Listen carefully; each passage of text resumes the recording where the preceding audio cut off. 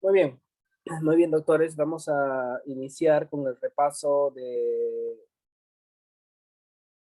del segmento reforzamiento, del segmento de neurología. Muy bien, empezamos entonces. Recuerden que tiene que estar unos minutos antes, doctores. Ya, la sala está abierta hace 15, 20 minutos y no ingresa nadie. Pero ya son 8:01 y tenemos que iniciar el reforzamiento. Muy bien. Si hay alguna eventualidad, algún comentario o algo, me lo hacen saber. ¿Ya? Muy bien. ¿Se llega a ver, por favor?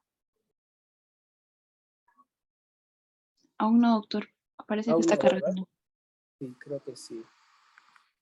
Déjeme verificar, por favor. A ver.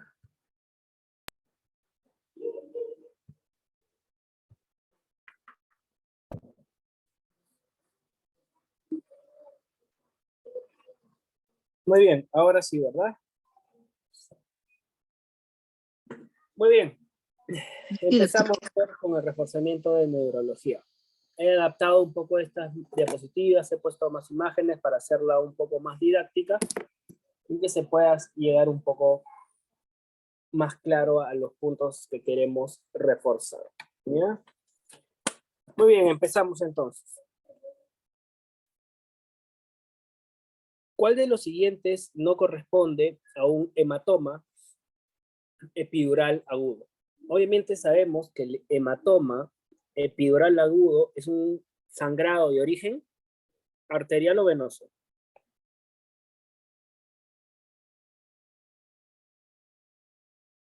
¿Alguien puede participar?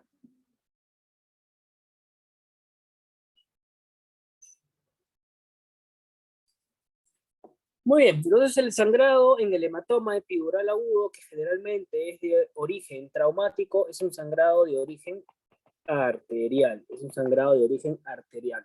Por lo tanto, dentro de las alternativas del hematoma epidural aguda, doctora Suárez Angie, ¿nos puede ayudar con esta pregunta, por favor? Ok, doctor, buenas noches. ¿Qué tal, doctora? ¿Qué nos puede comentar acerca de este caso o qué características no corresponde a un cuadro con un hematoma epidural agudo?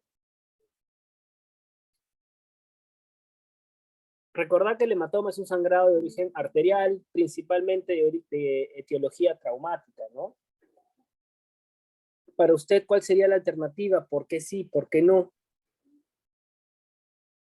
Doctor, si mal no recuerdo, la arteria más frecuente comprometida es la arteria meningio media. Eh, eh, Ok, entonces en el caso del sangrado arterial, una de las arterias más comprometidas es la arteria meningia media, ¿ok? Arteria meningia media, perfecto. ¿Ya?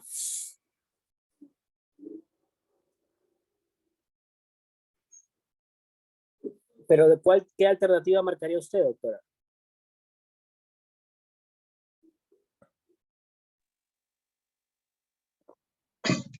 mm, no, doctor, estoy en duda. Ok, Mm, ¿entre cuáles está en duda, doctora?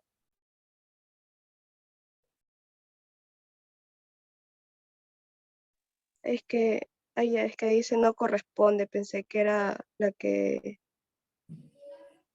era la correcta. Ajá. Su imagen, no, doctor, no sabría decirlo. Ok, muy bien, entonces, en el hematoma epidural agudo, dice, una midriasis de ojo derecho indicaría que es el hematoma del lado izquierdo. ¿Es correcto o es falso?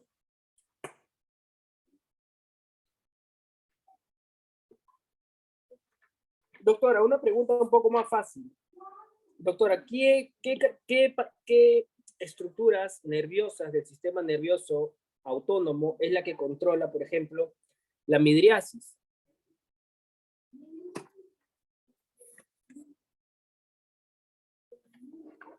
Disculpe, no lo escuché.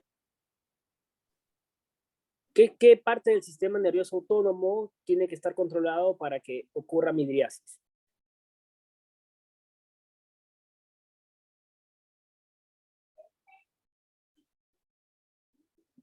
El colinérgico, doctor. Para que haya midriasis, o bien tenemos que tener un cuadro que sea un cuadro simpatomimético o que sea un cuadro antimuscarínico, ¿no? Y recordar que para que haya midriosis tiene que haber un incremento del parasimpático o que tenga una inhibición de la acetilcolinesterasa o que tenga agonistas opioides, por ejemplo, agonistas MU, perdón, como es el caso de los opioides. Por lo tanto, una midriasis de ojo derecho indicaría que el hematoma es del lado izquierdo. Recordar que el hematoma epidural agudo ejerce un efecto de masa. Al ser un sangrado arterial tiene alta presión o tiene presión sistémica, por lo tanto un sangrado de este tipo sí generaría un efecto de masa, por lo tanto haría que pueda tener alteraciones a nivel de los campos visuales, pero no necesariamente indicaría que el hematoma es del lado izquierdo, o sea, una midriasis de ojo derecho no indicaría que el hematoma sea del lado izquierdo. Eso solo pasa con la vía piramidal. En este caso, la lesión del hematoma epidural sería ipsilateral al lado del sangrado. El sangrado se ubica entre la dura madre y el hueso, por supuesto. Si recordamos las capas de que recubren al sistema nervioso central, tenemos de la manera interna la pía madre, en el intermedio la aracnoides y más superficial o más externa, que es más rígida también, la dura madre. Doctora Costa, César, doctor, ¿me puede decir cuáles son las leptomeninges?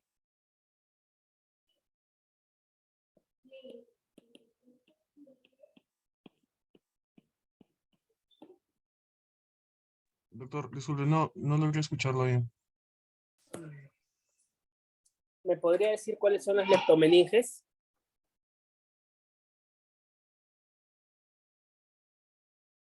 Antes que lo busquen en Google, las leptomeninges son la pía madre y la aracnoides, ¿ya? La pía madre y aracnoides. Y las paquimeninges es la dura, o la paquimeninge es la dura madre. Hay que recordar eso el punto de vista histológico, ¿ya? La arteria más frecuente media, sí, correcto, como dijo la autora, es la arteria meningea media. Su imagen intensa evidencia una hiperdexidad biconvexa, sí, el famoso, ¿cómo se llama este signo a nivel tomográfico?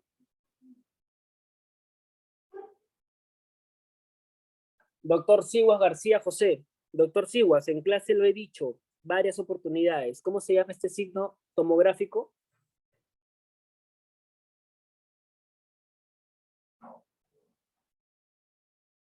Doctor Siguas, ¿se encontrará?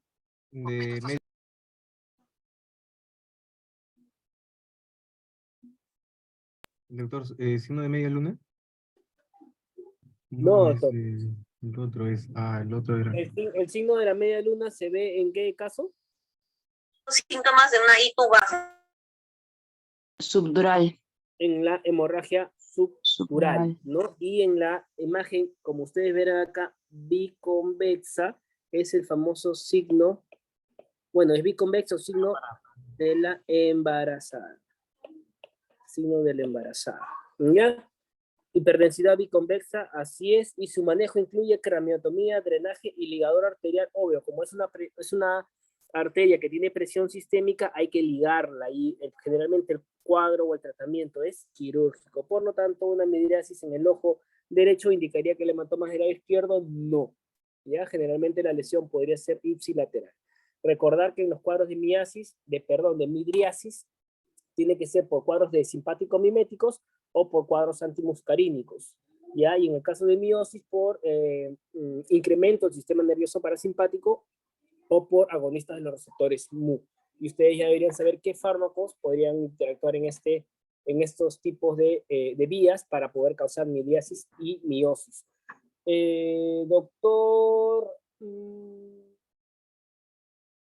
Doctora Parco Valente, doctora, ¿cuál es el diámetro aproximado que deberían tener las pupilas para que sean isocóricas en este caso?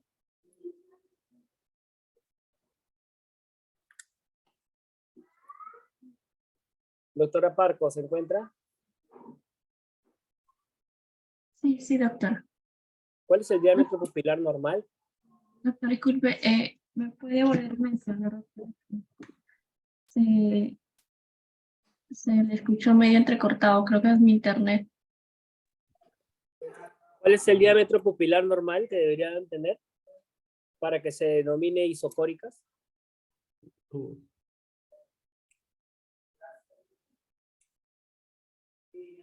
Diámetro pupilar normal.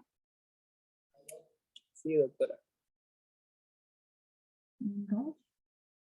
Doctor, 2 milímetros. 4 milímetros. Doctora, Doctor, disculpe, escucho? 2 milímetros. Doctora Parco, Entre 2 hasta... Sí, entre 2 hasta 4. de 3 a 5 milímetros más o menos, ¿no? Y si hay una alteración entre ambas pupilas, ¿cómo se llama eso semiológicamente?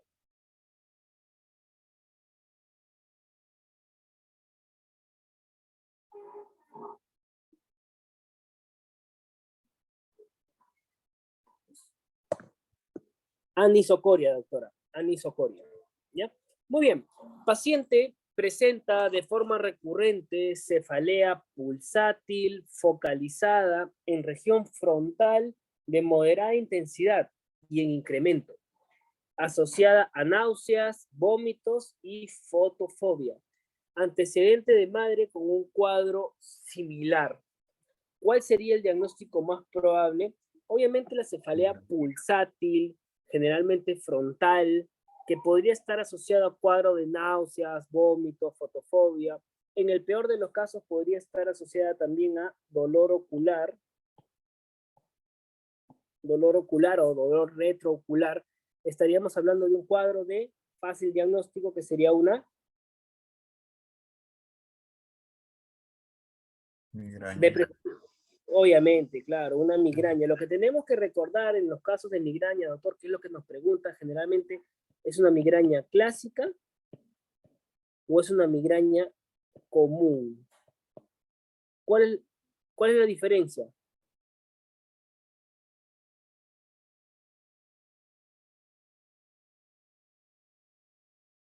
La migraña clásica es con aura y la migraña común es sin aura.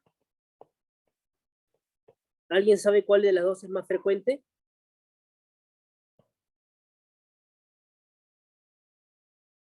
Doctora Quispe, Lía. Doctora Quispe, ¿cuál es más frecuente, la clásica o la común?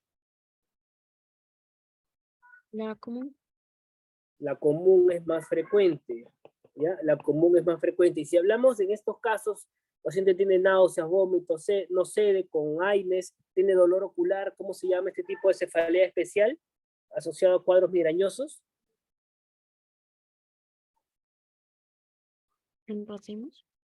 En racimos, muy bien, doctora. Cefalea en racimos. Y si nosotros queremos cuál es el tratamiento abortivo inicial en todo cuadro migrañoso, inicialmente, ¿cuál sería? AINES. Y si no ceden con los AINES, en este cuadro principalmente de la cefalea de racimos, podríamos utilizar triptanes. ¿Ya? Los triptanes. Muy bien. Paciente joven, después de un esfuerzo físico, refiere cefalea súbita. Este dato es importante, doctores. Recuerden siempre, cefalea súbita. Se añade pérdida del sensorio con recuperación de la conciencia en breves momentos. O sea, es oscilante. En la emergencia, la tomografía es negativa para sangrado. Si usted desea confirmar el diagnóstico, ¿cuál sería el diagnóstico de este paciente? ¿Qué es lo que ustedes están sospechando o lo que usted está sospechando, doctor López Quinteros? No sabría la respuesta, doctor. No sabría. Doctora Natalie Guasastiche.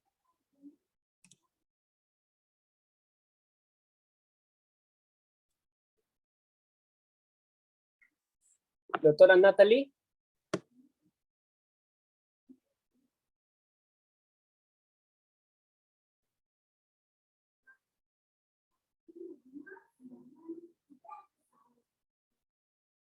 Doctora, ¿se encuentra en clase?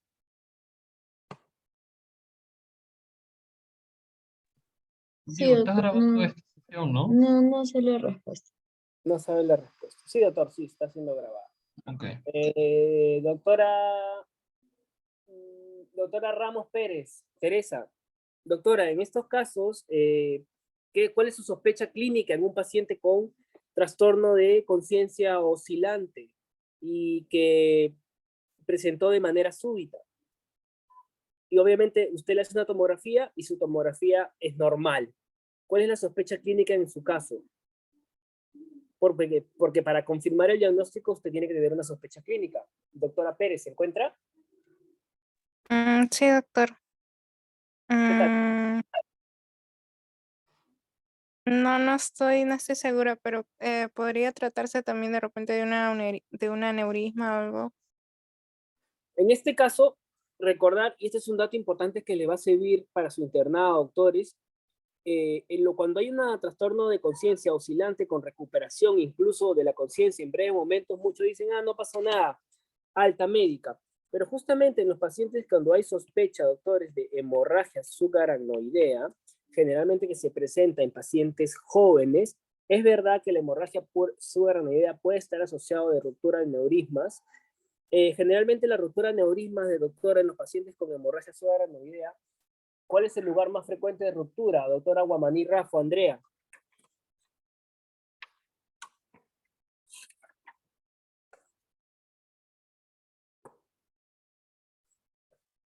Doctora Guamaní Rafo, ¿se encuentra?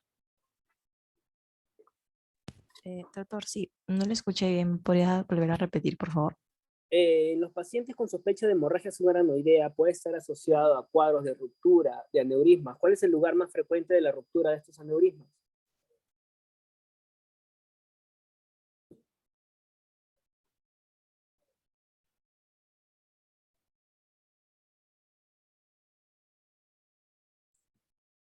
%, doctora, más o menos de la ruptura de estos aneurismas se deben en la arteria comunicante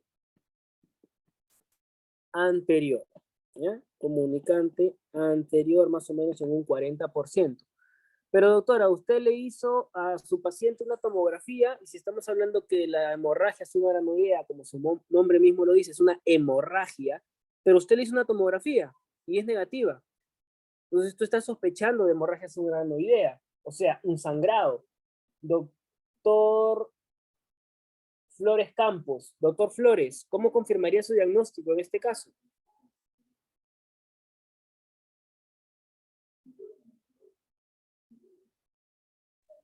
Una resonancia magnética, doctor. El doctor hizo una resonancia magnética, muy bien. Doctora, doctor Flores Condorí Eddy.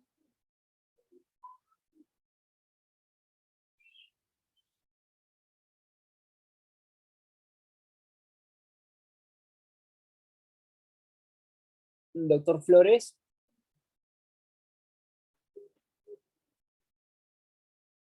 Ok, doctor Molina, un segundito, por favor. Doctor Flores, ¿se encuentra en clase?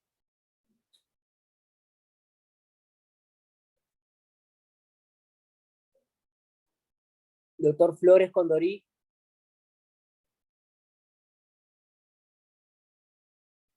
Doctora Casa Rojas Daisy. Sí, doctor, buenas noches. Doctora, ¿cómo está? Buenas noches. Doctora, en este caso, si su tomografía es normal, o perdón, es negativa en este caso para sangrado, ¿cómo usted puede determinar que su paciente tiene clínicamente un cuadro de una hemorragia subaracnoidea?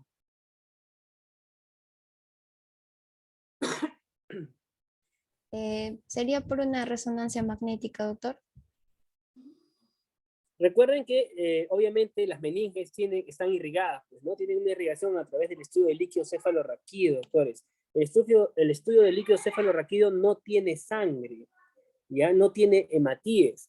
Entonces, un estudio del líquido cefalorraquídeo rápidamente me da un diagnóstico en unos 5 minutos de que hay presencia de sangrado. ¿Por qué? ¿Por qué, doctor, es el líquido cefalorraquídeo? Porque cuando tenemos una hemorragia subaracnoidea, como ustedes verán donde está señalando la flechita, la clasificación de la hemorragia subaracnoidea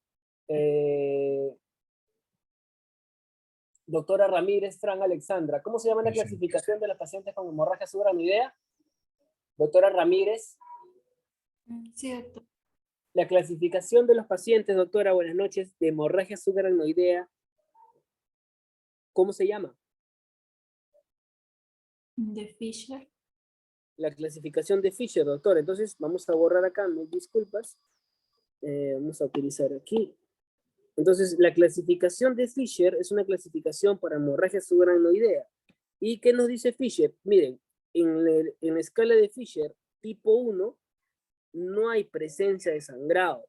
Entonces, si a este paciente justo lo evalúas y te dice que ha perdido, se ha desmayado, se ha sincopado, y llega en su estado lúcido de conciencia, porque el trastorno de conciencia es oscilante en estos pacientes, uno no le puede dar de alta. Todo paciente neurológico tiene que ingresar a observación. Ese es un dato importantísimo. Entonces, en el grado 1 no va a haber sangrado. Ustedes lo mandan a su casa, le dan de alta, regrese mañana, doctor, para que lo vea el señor, para que lo vea el neurólogo. Cuando llega, ya el paciente llega en Fisher 4 porque no fue tratado a tiempo, con un cuadro de enclavamiento, ¿no? Entonces, es un paciente con hemorragia subaranoidea. Si tenemos clínica competente, podríamos tener algunos signos meningios también en este caso, y el diagnóstico diferencial, obviamente con otras patologías, va a ser netamente el estudio de líquido cefalorraquídeo, doctores. ¿Por qué? Porque el paciente viene por clínica neurológica, ¿ya?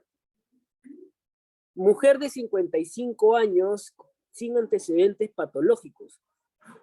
55 años sin antecedentes. Consulta por presentar cefalea brusca, intensa, en relación a la actividad física, acompañada por vómitos, diplopia y pérdida de conocimiento, otra vez transitoria. Muy bien. Al examen clínico, somnolencia, parexia del sexto par. Vamos a preguntar rápidamente. Doctor Saga Dueñas. Doctor, ¿se encuentra? Sí, doctor, buenas noches. Doctor, ¿cómo está? Buenas noches. ¿El sexto par a qué nervio corresponde y qué músculo inerva, doctor? Es el motor ocular externo. ¿Y a qué músculo inerva?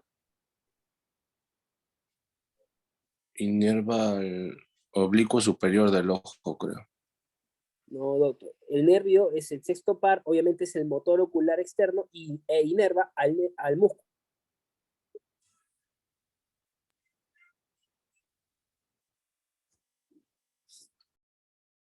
Doctor, no se le escucha. Se fue el audio, doctor.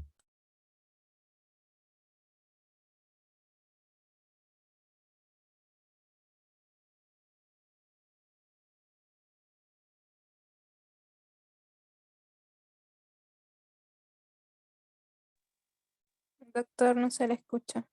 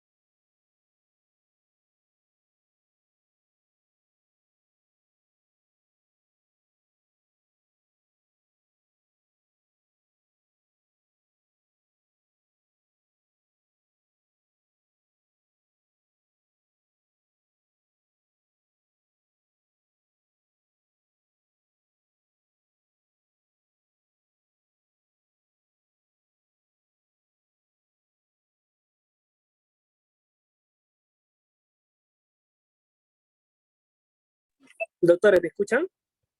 Sí, doctor. Ah, doctor. perdón, sí, se me fue el internet, mil disculpas. Ok, ahora sí, continuamos. Entonces recordamos que el sexto par es el motor ocular externo e inerva justamente al músculo externo, ¿no? Ocular externo. El diagnóstico más probable en este caso en una paciente sin antecedentes asociado al ejercicio con diplopia y pérdida de conocimiento transitoria, ¿cuál sería?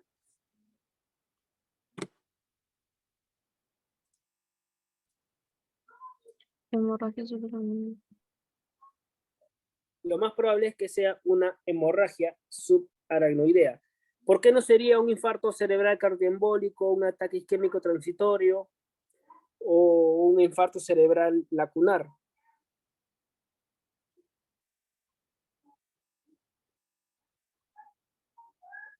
Porque esta paciente tiene signos de irritación meningia, más que un síndrome de primera neurona o motoneurona superior o síndrome piramidal, lo que tiene signos de irritación meningia como el vómito, diplopia y la pérdida de conocimiento transitoria con específicamente la paresia del sexto par craneal, ¿ya? Entonces, muy bien. Un paciente de 58 años sin antecedentes de interés acude por una hemiparesia derecha, síndrome de primera neurona y afasia motora. Muy bien. De 90 minutos de evolución. Ese es un dato importante. Tiene 90 minutos de enfermedad en un cuadro con un síndrome piramidal. Vamos a preguntar rápidamente acá. Déjenme ver. Perdón. Participantes. Doctora Ramos Cárdenas Evelyn. Doctora Ramos, ¿me puede decir cuáles son los signos de primera neurona o el del síndrome de motoneurona superior?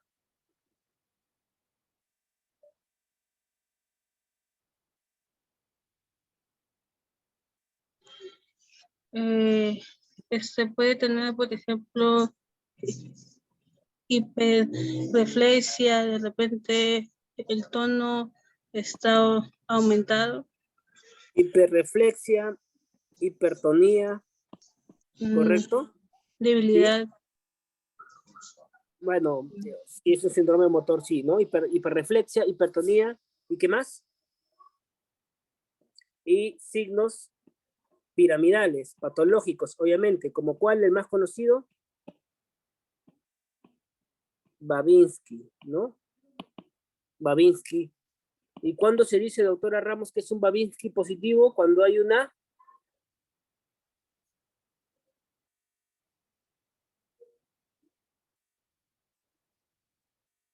Doctor Molina, que levantó la mano hace un momento, ¿cuándo decimos que hay un Babinski positivo?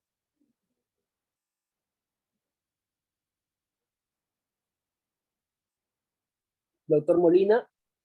Primera neurona, doctor. Nació en primera neurona. No, ya, pero ¿cuándo decimos que hay un Babinski positivo? Dedos en abanico, Doctor extensión. Ajá. Hiperextensión. Cuando hay una hiperextensión del primer dedo, ¿no? Ahí se considera Babinski positivo y todos sus sucedáneos, Oppenheim, Shadow, Babinski sensibilizado, Gordon, ¿no? Babinski y sucedáneos. Entonces, ¿Doctor, eso del primer dedo? ¿No es de todos? no, doctor, es una hiperextensión del primer dedo. Del primer dedo, no de todos. ¿Ya? Entonces, tiene una glicemia de 132. Es importante recordar que todas las alteraciones neurológicas pueden ser componente de un cuadro metabólico también, pero en clase lo dije de manera presencial. Cuando tenemos problemas metabólicos, que generalmente la hiperglicemia no lo causa, sino la hipoglicemia, que puede simular un cuadro motor agudo, generalmente si tenemos Babinski, podríamos tener un Babinski bilateral, a diferencia de una lesión aguda neurológica donde hay un Babinski unilateral, ¿ya? Entonces, en este caso, que tenemos un síndrome de motoneurona superior con afasia motora, hemiparesia derecha, entonces, ¿qué es lo que deberíamos hacer?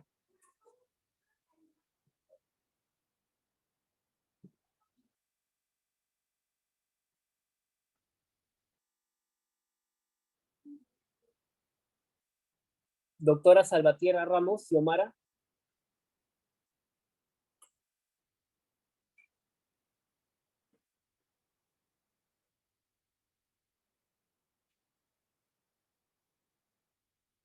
Sí, doctor. Buenas noches. Buenas noches, doctora. ¿Qué es lo que veía con su paciente? ¿Está de guardia usted?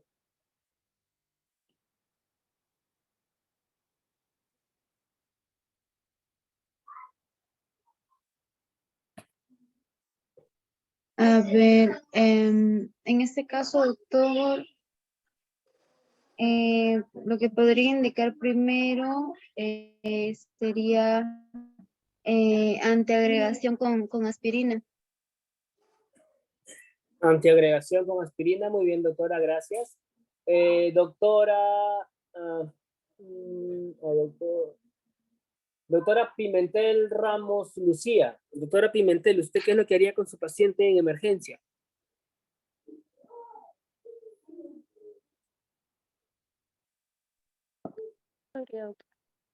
Perdón, no le escuché, doctora.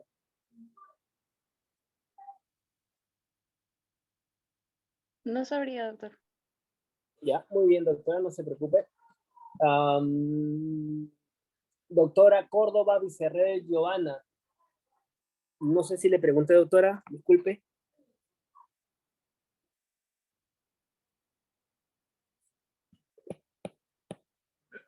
Doctora Córdoba Vicerrey.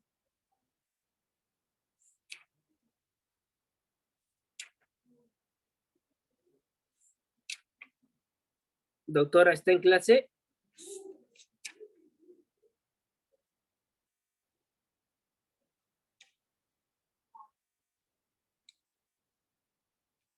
Doctora.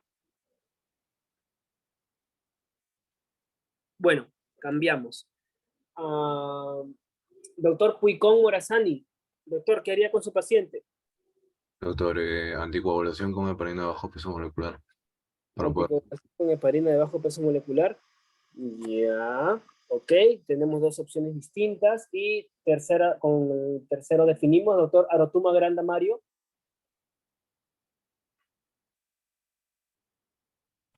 Sí, doctor. Lo mismo. Doctores, ok. Bueno, en realidad en lo que he leído sobre el manejo de lo que son las crisis, o bueno, las BCBs,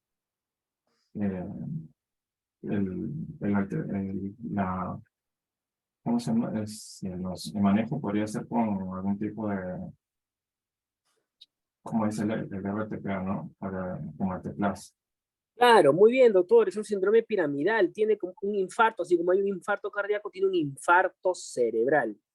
Y si tenemos en un paciente que está menos de 90 minutos, el paciente cuando está todavía dentro de las 3 horas, dentro de un evento isquémico, tenemos que iniciar alteplase, que en este caso sería una fibrinolisis con activador tisular de plasminógeno, ¿no? Activador de plasminógeno. ¿Por qué? Porque el activador de plasminógeno activa la plasmina y la plasmina degrada la fibrina.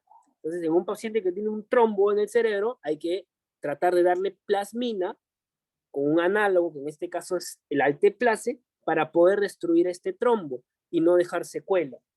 Entonces, todo paciente con ACV isquémico que venga dentro de las 3 horas, tenemos que iniciar alteplase con 90 miligramos durante 60 minutos. 90 miligramos en 2 horas, ¿ok?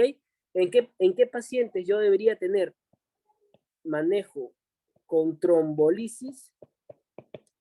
Datito para el que quiera saber un poquitito más, aquellos pacientes que tienen un NIS al ingreso mayor a 16, ¿qué otro criterio para trombolizarlo?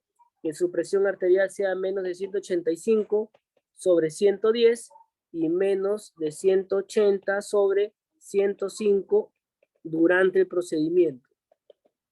Antes de iniciar el procedimiento, 185/110 y menos de 180/105 durante el procedimiento.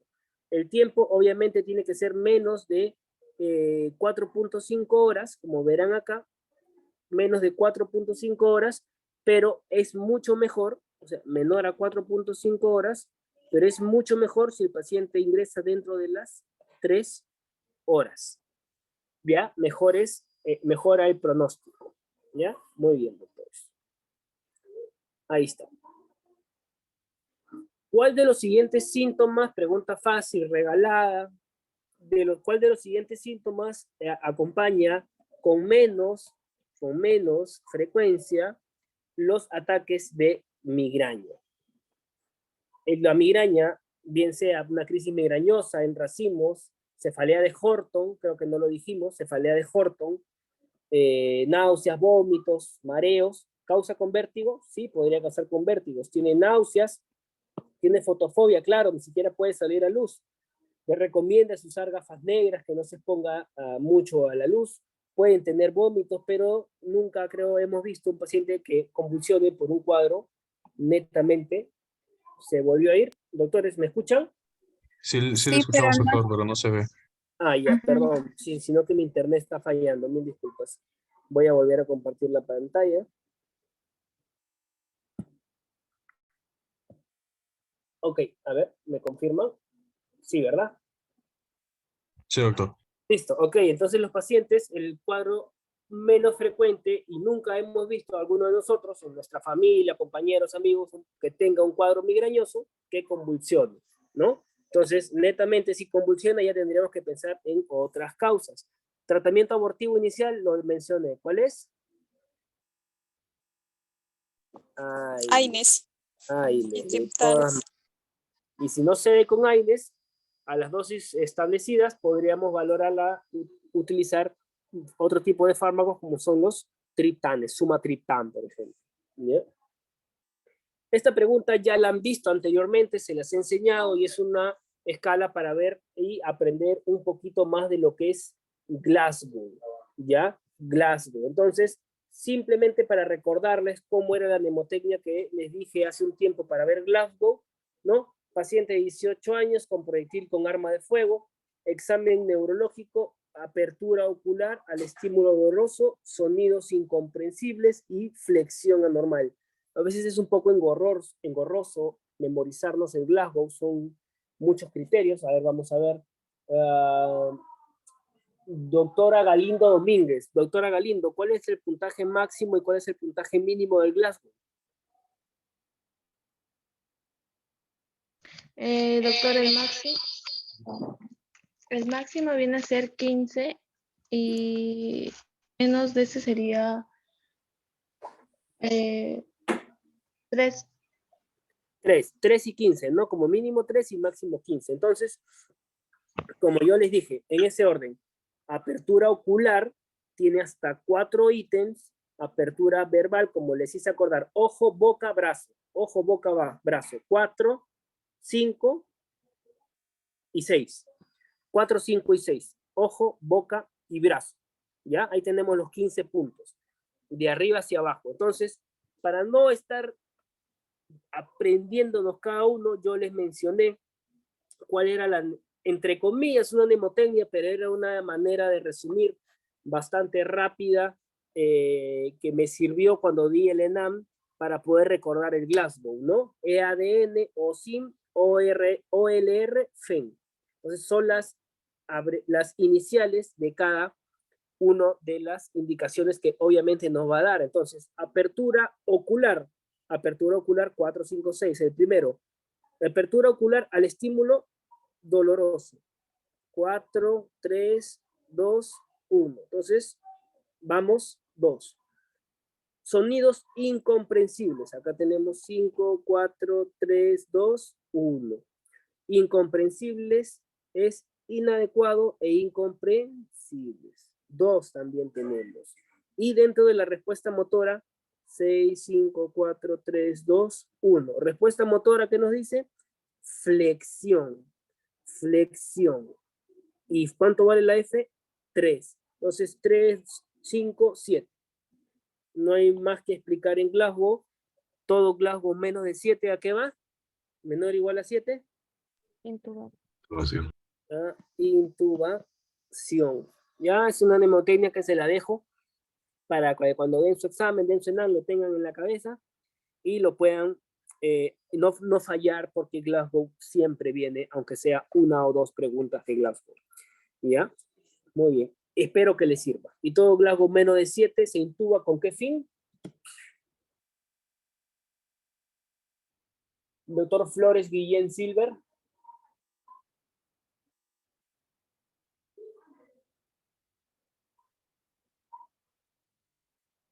Doctor Flores Guillén. Sí, doctor. Doctor Flores, ¿por qué usted intuba a un paciente con Glasgow menor a 7? Es porque tiene alteración del sensor y probablemente tenga alteración en la respiración también. No va a poder ventilar por sí mismo. Mm, ya, más o menos, tibio, ¿no?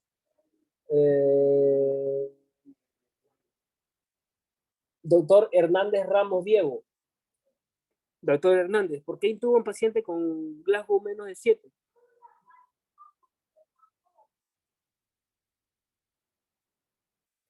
Doctor Hernández Ramos.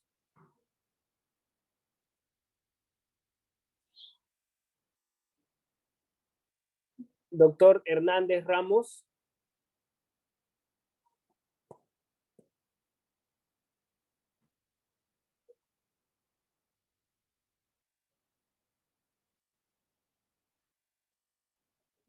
Doctor Hernández Ramos se encuentra.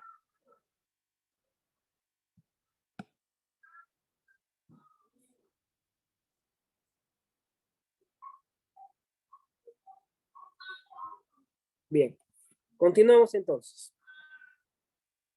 Varón de 35 años sufre un accidente de tránsito y es llevado a emergencia politraumatizado.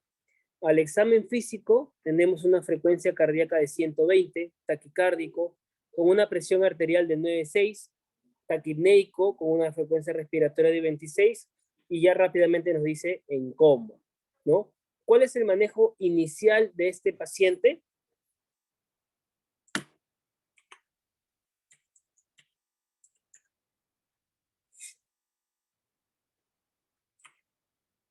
Doctor Huaranca Abad Luis.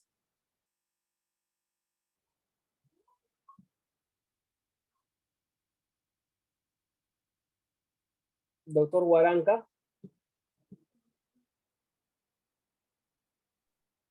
Doctor, ¿me escucha? Sí, doctor, cuéntenos, ¿cuál sería su apreciación? ¿Qué nos podría orientar? Ah, ya. Bueno, el manejo inicial en este caso es un paciente que está en coma, bueno, hipotenso, taquicárdico, hiperventilado. Sería poner una, para asegurar vida aérea.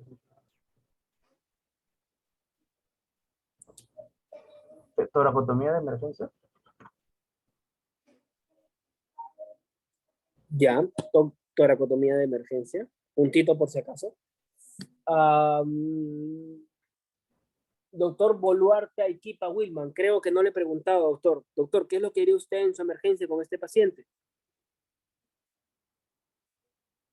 Doctor, primero asegurar vía aérea. Por supuesto, doctor Huaranca. Acá, no sé por qué me mencionó toracotomía. No sé por qué. Ya, pero no nos está mencionando de un cuadro netamente respiratorio, no nos está hablando de un neumotórax, atención, no nos hablan de tríada de Beck, nada de eso. Entonces, es por eso que todo paciente, doctor, neurocrítico con Glasgow menos de 7, y acá te está hablando que tu paciente está en coma, lo que tienes que hacer inicialmente es asegurar vía aérea, porque estos pacientes rápidamente se aspiran, se pueden aspirar y pueden morir simplemente por no asegurar la vía aérea y más que por el cuadro neurológico. Entonces, lo primero que se tiene que hacer en un paciente neurocrítico con un Glasgow menos de 7 y o en coma, hay que asegurar vía aérea. Usted mencionó, doctor Huaranca, hipotensión. Si nosotros establecemos estos niveles de presión arterial y sacamos la presión arterial media, estamos con una presión arterial media normal, más de 65. Entonces, no es hipotensión como tal. Ya, si bien es cierto, si hay una taquipnea y una taquicardia, pues la presión arterial media como tal está bien. Y si la presión arterial media está bien, hay presión de perfusión coronaria y hay presión de perfusión cerebral también. ¿Ya? Entonces, lo que hay que hacer en estos casos es asegurar vía aérea. Muy bien. Ok. No les voy a preguntar sobre el tema de intubación. ¿Alguien sabe cómo se llaman las palas de intubación?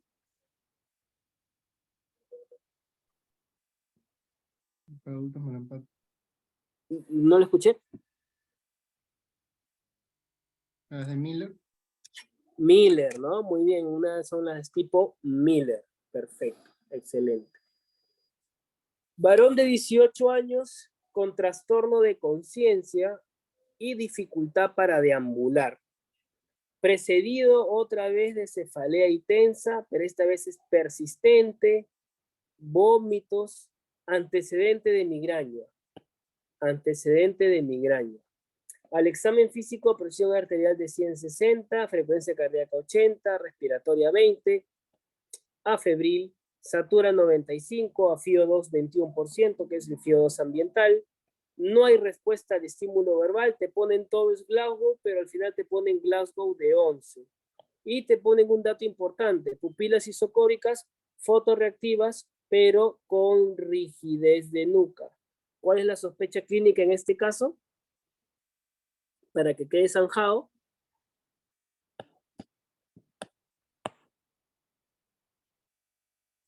Pregunto, a ver, pregunto.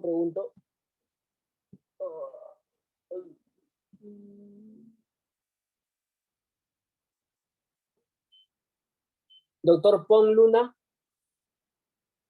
Hemorragia Se quizás. se le cortó el audio, pero No sé. sí, doctor, excelente, excelente. Una hemorragia subaracnoidea es lo más probable porque hemos dicho que tiene signos de irritación meningia. En este caso tiene rigidez de nuca, ¿no? Ha tenido cefalea intensa en un paciente joven. Y acá hay que recalcar que en todo caso clínico siempre hay distractores, doctores, siempre hay distractores. No se dejen llevar, hay que enfocar bien el caso.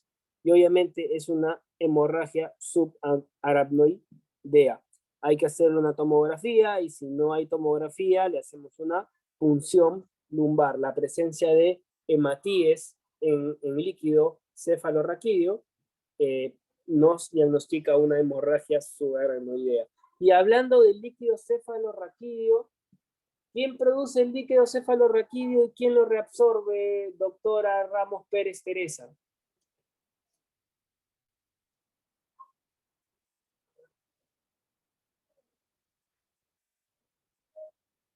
Doctora Ramos.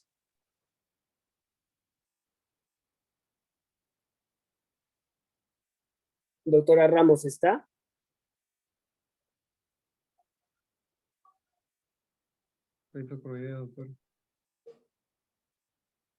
Doctora Ramos, ¿está?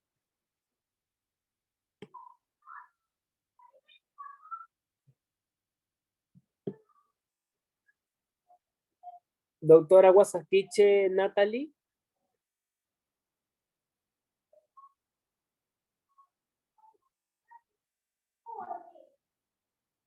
Doctora Guasaquiche Natalie. Sí, doctor. Doctora, ¿quién forma el líquido cefalorraquídeo y quién lo reabsorbe?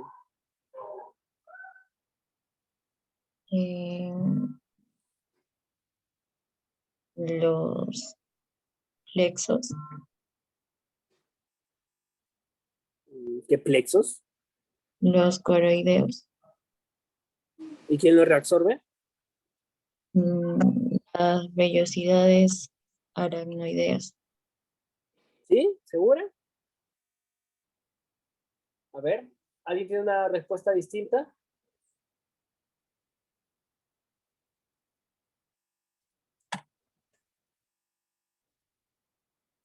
¿Hay una respuesta distinta?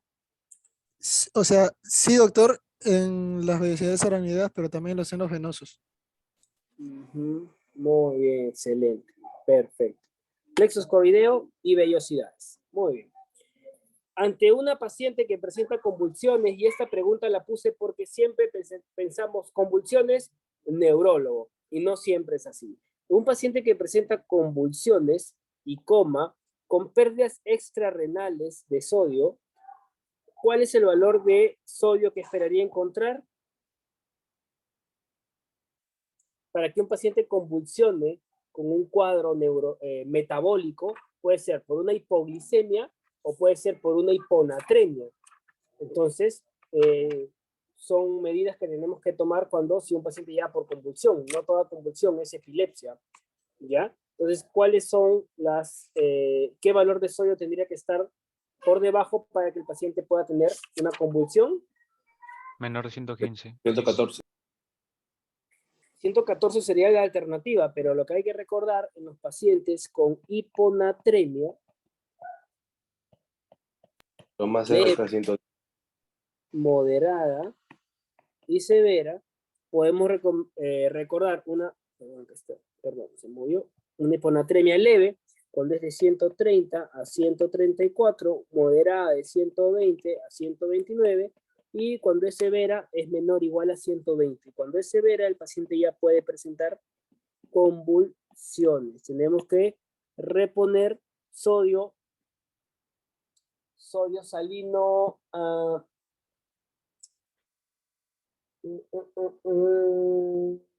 Doctor López Quinteros. Doctor, ¿cómo repone el sodio en estos pacientes con convulsiones por un cuadro de hiponatremia?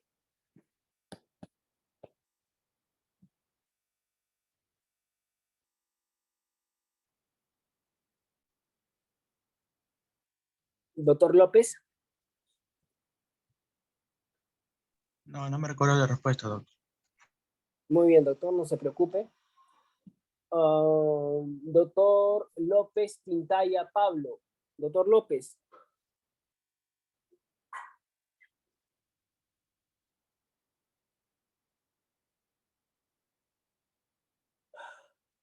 Doctor López Quintaya.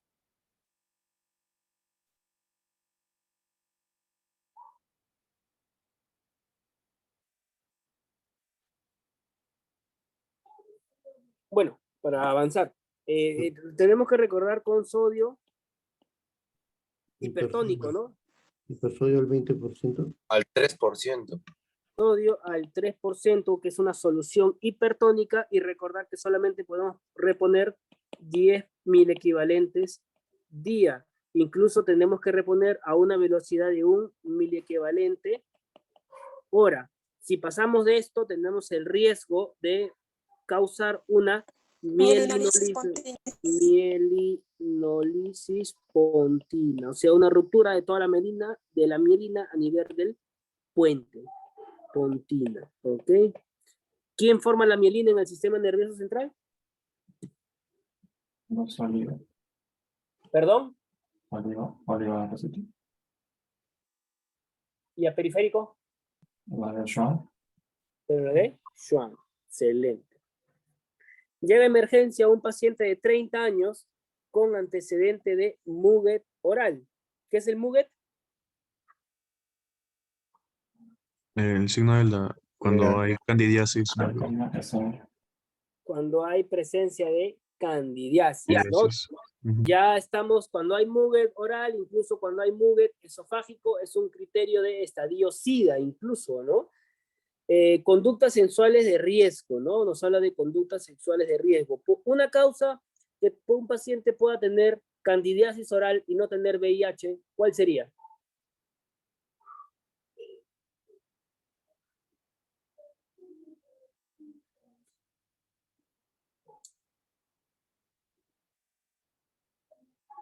Doctor, ¿podría ser ¿Inmunodeprimidos? un paciente hospitalizado que está con tratamiento con corticoides y que por ende está inmunosuprimido? Claro, muy bien. Por ahí va, sí, más o menos. Muy bien la respuesta, pero para hacerles más claro. En los pacientes asmáticos, doctores, cuando tenemos tratamiento de mantenimiento, tenemos que utilizar corticoides inhalados.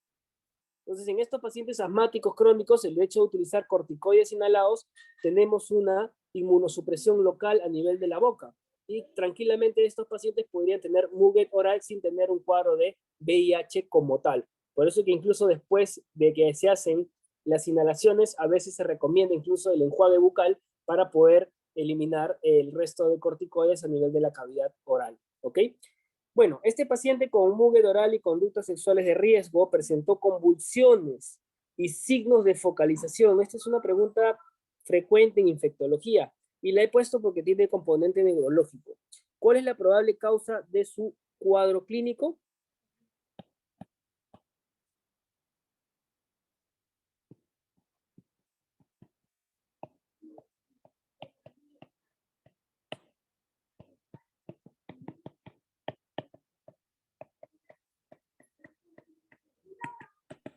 Toxo. ¿Qué? Toxo. Toxo. No, no le escucho, doctor.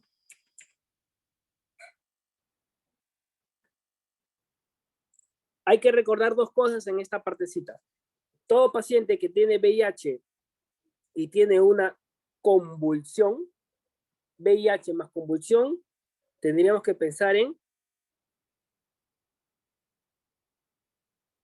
toxoplasmosis. Y si tenemos un paciente con VIH y focalización, tenemos que tener la sospecha de criptococosis. Obviamente, dos enfermedades que se dan en pacientes con estados inmunosuprimidos. En este paciente presentó convulsiones y signos de focalización, ambas situaciones. En este caso, cuando el paciente convulsiona, recuerden que la toxoplasmosis, que tiene una imagen característica en anillo de sello, tiene un efecto de masa y también provoca convulsión más focalización cuando son los estados más avanzados. Quiero que recuerden dos cosas. Principalmente los pacientes con criptococo, tenemos el famoso, ¿cómo se llama? El test de tinta china para los pacientes que tienen criptococo. Y a mí siempre me gusta poner esta lámina porque previene en los exámenes de NAM y nos olvidamos. ¿Cómo se llama esta célula que tiene forma de timón de barco?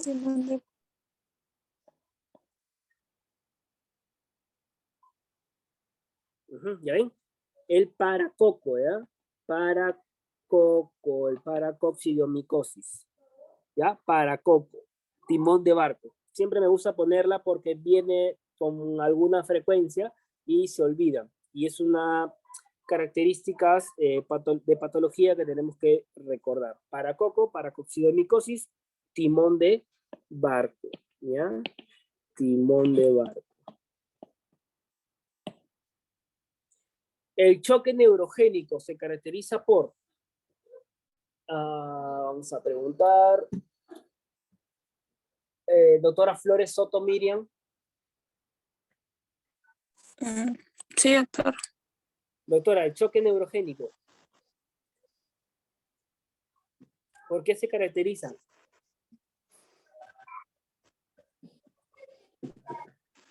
¿Cuál es la fisiopatología del choque neurogénico? ¿Por qué se da? No, no lo sé, doctor. Ya, ok. Doctora Sivipaucar Julie, no sé si le pregunté, doctora, disculpe.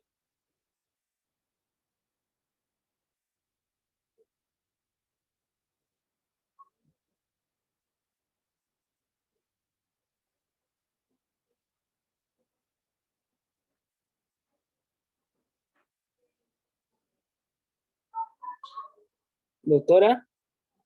Doctor, no sabría la respuesta.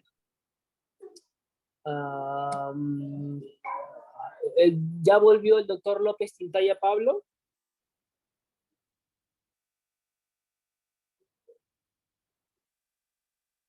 Doctor López Tintaya.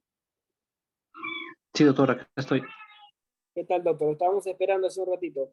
Doctor, cuéntenos, para usted, ¿cuál sería la fisiopatología del choque neurogénico y cuál de las siguientes alternativas le parece que es la más indicada en este caso?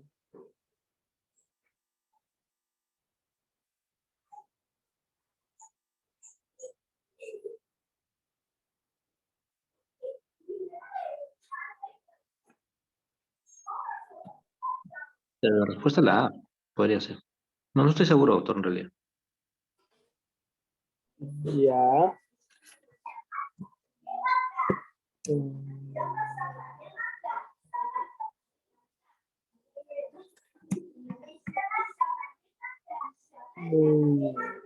Doctora García Aguilar Brenda.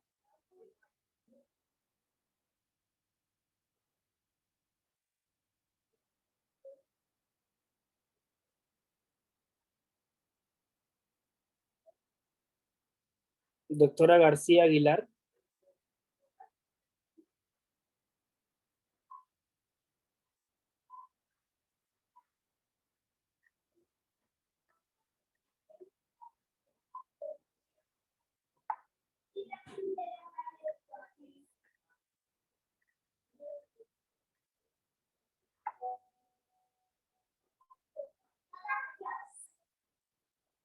Doctora García Aguilar, ¿se encuentra en clase?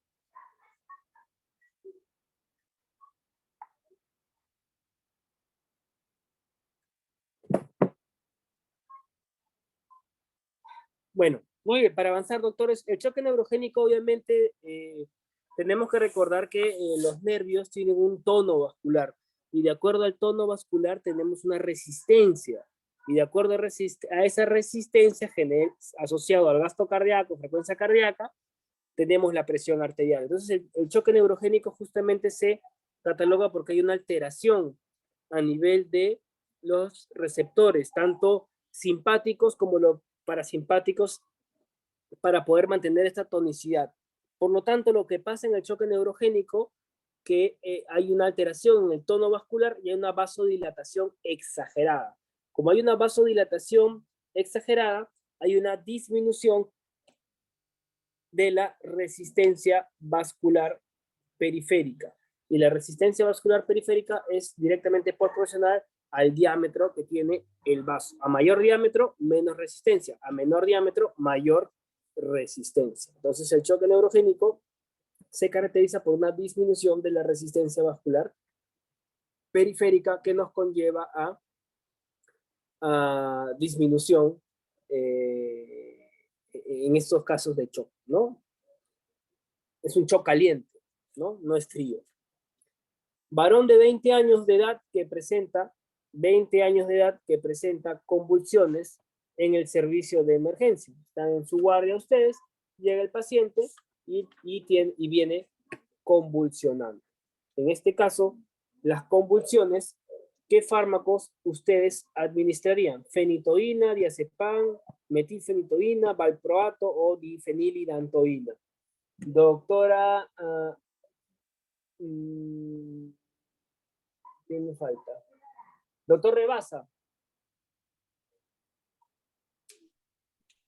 Obviamente doctor Rebasa, ¿está en clase? Doctor, Mire, la respuesta es demasiado fácil. Así que lo que le voy a preguntar, dígame cuál es el mecanismo de acción de ese fármaco.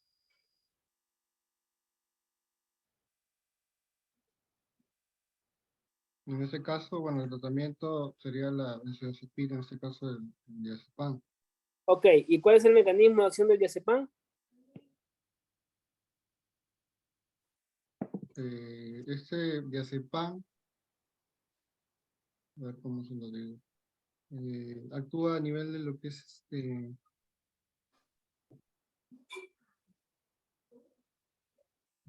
no sé, no sé el nombre. Actúa a nivel de la solubilidad de lo que es el receptor, incrementa lo que es la afinidad del receptor para GABA, entonces sube lo que es las corrientes de cloro inducidas por el GABA. Así es un agonista GABA y a la GABA A específicamente, porque es el un sistema GABAérgico, ¿no? Y los GABAérgicos lo que hacen es incrementar el ingreso de cloro a nivel intraneuronal, lo que hacen es disminuir la posibilidad de despolarizaciones prematuras a nivel neuronal, ¿no? Lo que hay que recordar, por ejemplo, en este caso la fenitoína. La fenitoína más bien lo que causa es bloquea los canales de sodio. Bloquea los canales de sodio y disminuye la difusión eléctrica. Bloquea canales de sodio y limita la difusión eléctrica. Y en el caso del valproato, por ejemplo, el valproato inhibe la degradación GABA y generalmente es un fármaco utilizado en crisis de ausencia. Hay que recordar eso. Crisis de ausencia. Muy bien. Listo. Muy bien, doctores. Avanzamos. En un paciente varón, 80 años con antecedente ya de un ACV, ya tiene secuela, tiene hemiparesia derecha secuelar, no recibe ningún tratamiento, no se entiende lo que habla, no puede permanecer de pie, hipertenso, frecuencia cardíaca 140, frecuencia cardíaca limítrofe, taquipneico, con un Glasgow de 6, 10, aunque no coincide, ¿no? O sea, dice no puede permanecer de pie, no se entiende lo que habla, ya. Glasgow 14, fuerza muscular izquierda, bien, pero la derecha está disminuida, 3 de 5 con Babinski positivo. ¿Qué impresión diagnóstica es la más probable?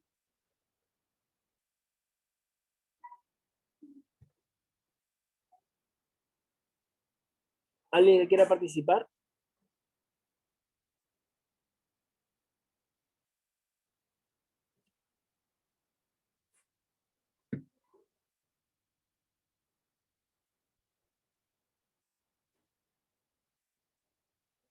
A ver. Peña, Ormeño, Leonardo.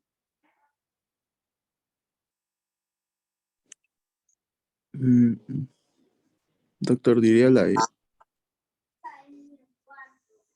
La letra E. ¿Por qué, doctor? Porque hay un daño, bueno, dice mi pareja derecha secular y bueno, lo compararía con un daño de izquierdo. 1, porque toda la fuerza muscular es disminuida, es derecha. Por lo tanto, todo lo que sea derecho no es porque recordemos que tenemos la decusación piramidal que más o menos decusa un 90%. Entonces, la lesión tiene que ser izquierda. ¿Ok? La lesión tiene que ser de todas maneras izquierda. Perdón. Al ser una lesión izquierda, ¿cuál sería las causas más frecuentes? Acá tengo una lámina justo.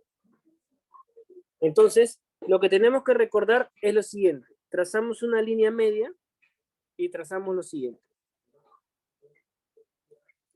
Tenemos todo lo que sea el territorio de la cerebral anterior va a ser una paresia crural. Todo lo que sea la cerebral media va a ser ¿de qué tipo? Facio braquial. Y todo lo que sea posterior o cerebral posterior va a ser alteraciones en los campos visuales. Y todo lo que sea en la fase, vamos a ponerla acá, lentículo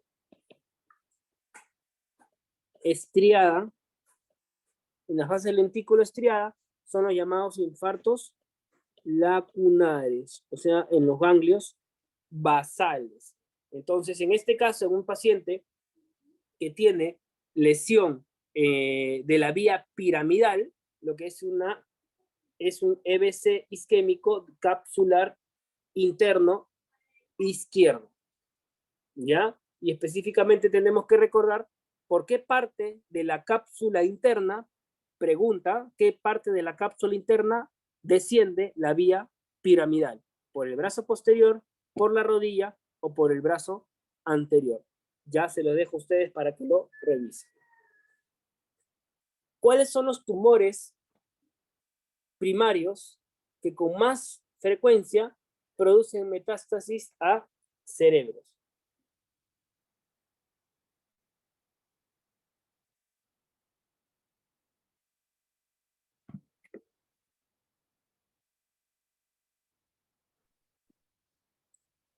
¿Saben?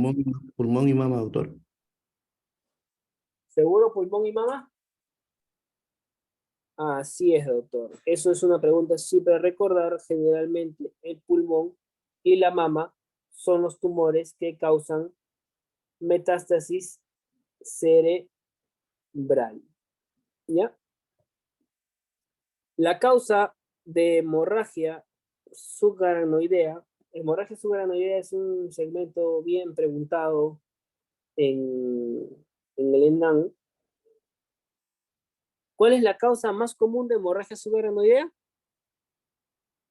Aneurismas. La presencia de aneurismas cerebrales.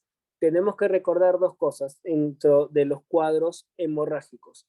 Uno, tenemos hemorragia intracerebral y tenemos la hemorragia subaracnoidea. Dentro de la hemorragia intracerebral está asociado generalmente a pacientes hipertensos, más o menos en una etiología de un 50%. Y tenemos los microaneurismas. ¿Cómo se llaman estos microaneurismas de pequeños vasos?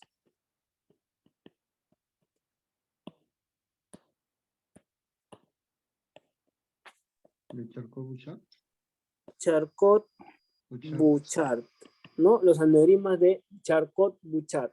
Y generalmente estas lesiones de hemorragia intracerebral afectan a ganglios basales, específicamente con mayor frecuencia al putamen en un 60%. Y dentro de la hemorragia subaracnoidea estamos la ruptura de los aneurismas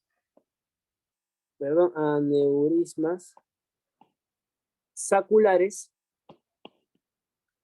que son de vasos un poco más grandes, generalmente en la comunicante anterior. Por lo tanto, la hemorragia subaracnoidea está asociado a aneurismas cerebrales. Uno de los siguientes signos o síntomas no se esperaría encontrar en los pacientes con parálisis oculosimpática o síndrome de Horner. Un segundito. ¿Cuál es la triada del síndrome de Horner? Tosis, midriasis y enoftalmo. Tosis, midriasis y enoftalmo. Muy bien. Y entonces, ¿heterocromía sería o no sería?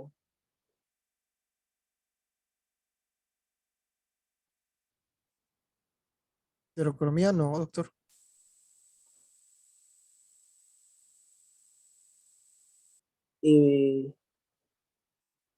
¿Podrían repetir la triada? Doctor, no es midriasis, es miosis. Es miosis, tosis palpebral y Anhidrosis y el oftalmo. puede haber anhidrosis también, ¿no? Hemifacial. Pero no es midriasis, sería la respuesta.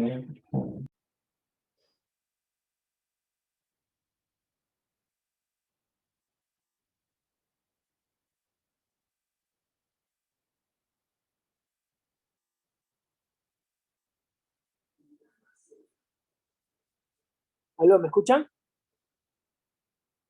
Sí, doctor. Sí, recién, doctor.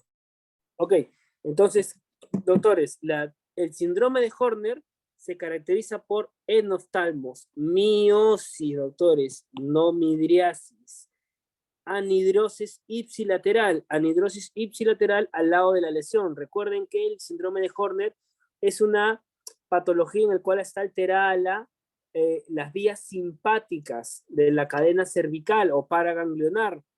Y la triada clínica es enoftalmos, miosis y anhidrosis ipsilateral. ¿Puede estar asociado a heterocromía del iris? Sí. Incluso también podría estar asociado a heterocromía de cabello.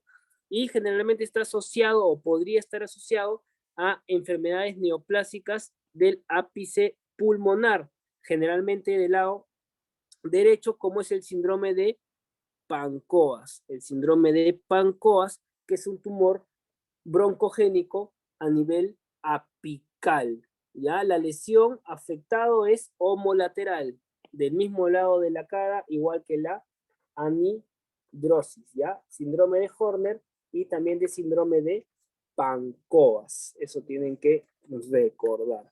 Por lo tanto, no hay midriasis, ¿ya? No hay midriasis, es miosis, ¿ya?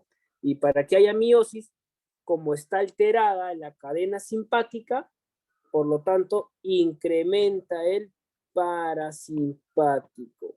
¿Y el parasimpático qué es lo que causa? Miosis. Igual, ¿no? Cuando tú tienes intoxicación, por ejemplo, con carbamatos, lo que haces es incrementar el parasimpático, ¿no? Pero el carbamato, ¿qué es lo que hace? Inhibe la acetilcolinesterasa y incrementas el parasimpático, causas miosis. En este caso, lo que está alterado en el síndrome de Horner es la cadena simpática. Entonces, al no tener estímulo simpático, incrementas el parasimpático. Y como incrementas el parasimpático, vas a tener todas estas manifestaciones. Recuerden que el ganglio ciliar es el ganglio que maneja toda la parte del sistema nervioso autónomo para poder regular midriasis y miosis, ¿ya? Para ir avanzando, varón de 50 años, diabético e hipertenso. Varón de 50 años, diabético e hipertenso. Presenta hemianopsia derecha y alexia sin agrafia. O sea, no puede leer, pero escribe cualquier cosa. ¿Cuál es la arteria afectada? Cerebral posterior. Posterior. ¿Por qué? La corteza Posterior. posterior afecta y intercepta lo que es la visión.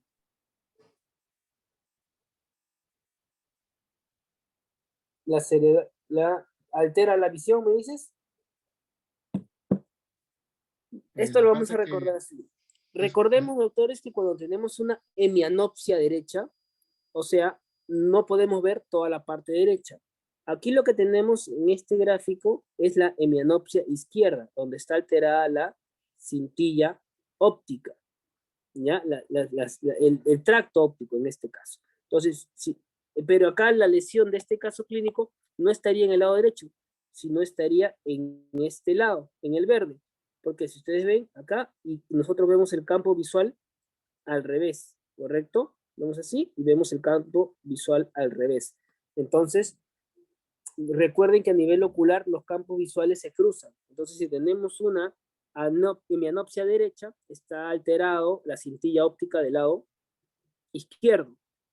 Entonces, tenemos en esta imagen que solamente vemos esta parte de acá.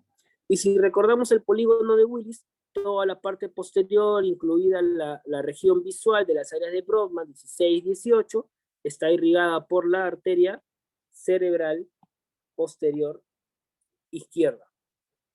Cerebral posterior izquierda en este caso. Mujer de 19 años, paciente joven, acude por presentar cefalea pulsátil, hemicranial, asociada a náuseas y vómitos, ¿ya? Parestesia transitoria de la mano derecha que no dura más de 30 minutos y acto seguido se inicia la cefalea. Dolor que le imposibilita trabajar y se queda en casa por 3 días a recuperarse. Refiere que no puede controlar sus dolores con paracetamol a dosis máxima. ¿Usted prescribiría?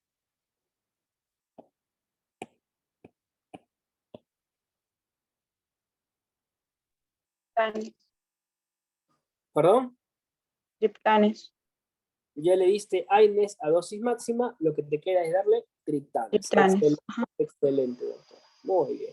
Y para culminar, y aquí nos acabamos, 20 preguntitas están bien. Mujer de 43 años, acude por convulsiones tónico-clónicas generalizadas en 4 oportunidades desde hace 35 minutos, sin recuperación de conciencia. Un concepto antiguo neurológico que es un estatus convulsivo, ¿no? Estatus convulsivo. Cuando no hay recuperación de la conciencia, ya estamos hablando de un estatus convulsivo, ¿no? Requiere durante la evaluación nuevamente convulsión. ¿Ya cuál sería el tratamiento?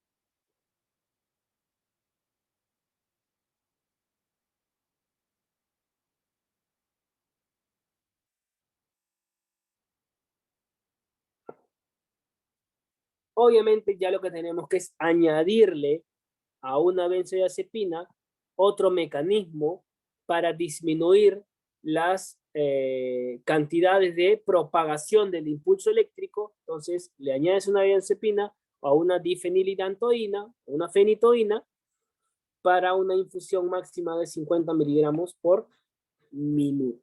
¿Ya? Diazepam con fenitoína es una asociación frecuente en los estatus convulsivos que no ceden al tratamiento agudo. ¿Ya? Muy bien, doctores. Eso sería todo. ¿Hay alguna duda, alguna consulta, algún comentario? ¿Ha estado bien? ¿Ha estado mal? Queda grabada la clase. Muchas gracias por su participación. Y sí les recomendaría de que si nos volvemos a encontrar para otro repaso, sean un poquito más puntuales. ¿Ya? Bien, doctores. Entonces, nos quedamos ahí. Que tengan buenas noches. Muchas gracias.